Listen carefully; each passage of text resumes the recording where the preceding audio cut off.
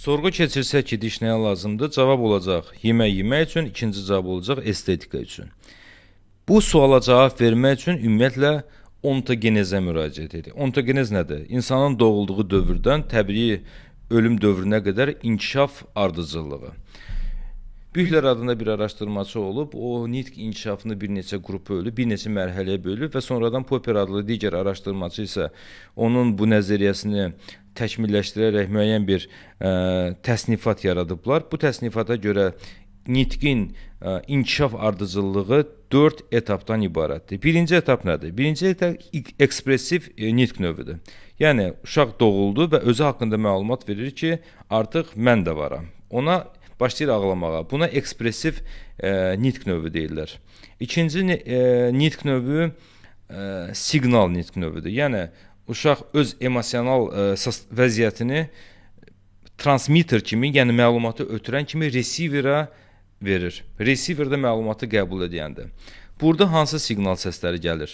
Burada siqnal səsləri əsas sait səslərdən ibarətdir. Niyə görə sait səslər? Çünki ağız boşluğunda heç bir diş yoxdur və ona görə də samit səsləri uşaq çıxarda bilmir. Düzdür, burada biraz deməli bəzi samit səslərini çıxarda bilir. Misal üçün m, b, p. Çünki onların deyilişində dodaq iştirak edir, dil iştirak etmir. Və yeri gəlmişkən bir dənə onu deyim ki, uşaqlar üçün samit səslərdən dediyim kimi m səsini çıxartmaq daha rahat olduğuna görə uşaqların samitlə birlikdə qurduğu ilk sözlərdən biri də ki, mama sözü olur. Ona görə də uşaq ən çox ana ilə ünsiyyətdə olduğu üçün ilk çıxartdığı mama sözünü analara verirlər. Yəni bu mama sözünün etimologiyasında çox güman ki, bu faktor öz rolunu tapır. İlk iki etap haqqında bir fikrimi yekunlaşdırmaq istəyirəm. Bu iki ünsiyyət növü insanlardan başqa digər canlılarda da olur. Yəni, insanları canlılardan fərqləndirən bir ünsiyyət növüdür. Bunları insanı canlıdan fərqləndirən ünsiyyət növü 3-cü mərhələdən başlayır. Nitqin 3-cü mərhələsindən başlayır. Nitqin 3-cü inkişaf mərhələsi adlanır izahlı və yaxud da ki, kommunikativ, buna təsviri də demək olar. Yəni, uşaq eşitdiyini exolaliya prinsipi ilə başlayır deməyə, ağız boşluğunda dişlər çıxdığı üçün samit səslər də deyə bilir. Əvvəl sözü tələffüz edir, sonra artıq cümlə qurmağa başlayır və bu etapda uşaqda beyin daha çox inkişaf edir. Məhz bu etapda beynin hansı yarım kürəsinin daha çox inkişaf etdiyinə görə uşağın sağaxay və yaxud da ki, solaxay olmağı təyin olunur, yəni müəyyən olunur və yaxud da ki, ambidextr olmağı, yəni həm sağaxay eyni zamanda da solaxay olmağı, ambidextr deyirlər buna, olması təyin olunur və məhz bu etapda beyin daha çox inkişaf edir. Yəni, bu da onu göstərir ki, dişlər beynin inkişafına bilavasitə birbaşa təsir etmək gücündədir. Sonra bu etapda deməli, bayaq dediyim kimi exolaliya prinsipi olduğu üçün ola bilsin ki, bu valideynlərə də pediatrlarda maraqlı olacaq bir xüsusi bir nüans deyim. Bəzi valideynlər var ki, r hərfin, misal üçün deyək də, r hərfin tələffüz edə bilmir.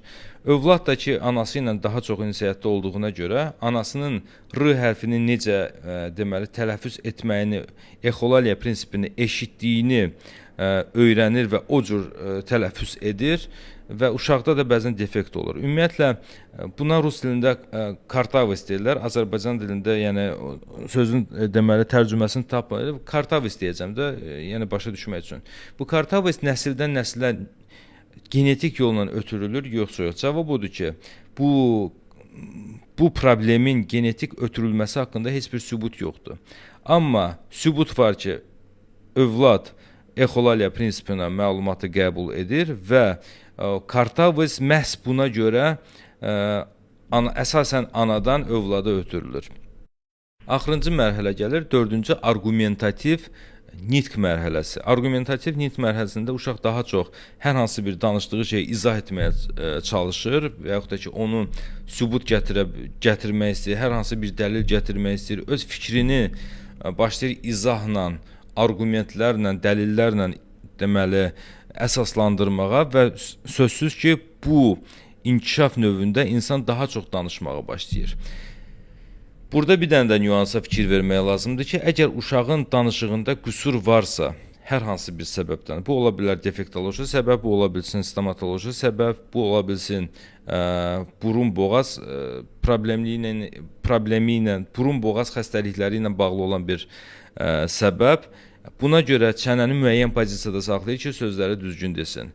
Və əgər dediyim kimi uşağın danışığında qüsur varsa və o çənəni müəyyən pozisiyaya gətirirsə ki, sözləri daha yaxşı daha yaxşı tələffüz eləsin, burada nə baş verə bilər? Burada baş verə bilər uşağın onurğasının boyun nahiyəsində olan problemlər baş verə bilər və ona görə də mütləq şəkildə əgər uşağın diksiyasında hər hansı bir problem varsa, ilk növbədə loqopedə müraciət etmək lazımdır. Sonra əgər bu məsələ burun-boğazla bağlıdırsa, burun-boğaz həkiminə, stomatoloji problemlə əlaqəlidirsə, uşaqla məşğul olan stomatoloqlara müraciət olunmalıdır. Əsas, yəni bu qədər danışdığım mövzuda əsas məsələ nədir ibarətdir? Dişlər birbaşa beynin inkişafına təsir edir.